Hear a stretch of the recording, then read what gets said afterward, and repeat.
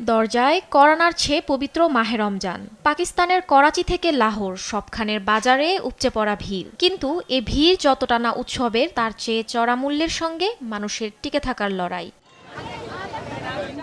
চাল, ডাল আর তেলের মতো প্রয়োজনীয় সামগ্রী কিনতেই ঘাম ঝরছে সবার। গেল বছরের তুলনায় খরচ বেড়েছে কয়েক গুণ। রমজানে ইফতারের প্রধান অনুষঙ্গ খেজুর হলেও এবারও দাম আকাশচুম্বী। উচ্চ শুল্ক আর করের চাপে খেজুরের বাজারে আগুন। সরকার যে হারে শুল্ক বাড়িয়েছে তাতে ব্যবসা করা অসম্ভব হয়ে পড়ছে। আগে যে কন্টেনারে 1,30,000 রুপি শুল্ক দেয়া লাগতো, এখন দিতে হচ্ছে 8 লাখ রুপি। শুধু আমদানিকৃত পণ্যেই নয়, দেশীয় পণ্যের বাজারও চলে যাচ্ছে মধ্য ও নিম্ন মধ্যবিত্তের নাগালের বাইরে। কদিনের ব্যবধানে কলার দাম ডজন প্রতি 100 থেকে বেড়ে 200 রুপিতে পৌঁছেছে। এর জন্য বাজার সিন্ডিকেটকে দুষছেন ক্রেতারা।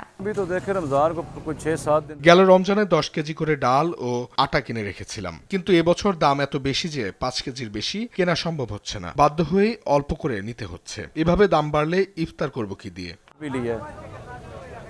বাজারে এ কঠিন পরিস্থিতি সামলাতে ইতিমধ্যে 38 বিলিয়ন রুপির বিশেষ রমজান রিলিফ প্যাকেজ ঘোষণা করেছেন শাহবাজ শরীফ সরকার, যার উদ্দেশ্য অসহায় মানুষের কাছে কম মূল্যে নিত্য প্রয়োজনীয় সহায়তা পৌঁছে দেয়া।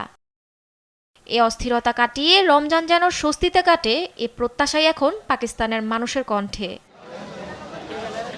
মাহমুদা মুক্তি, নিউজ ডেস্ক, দেশ টিভি।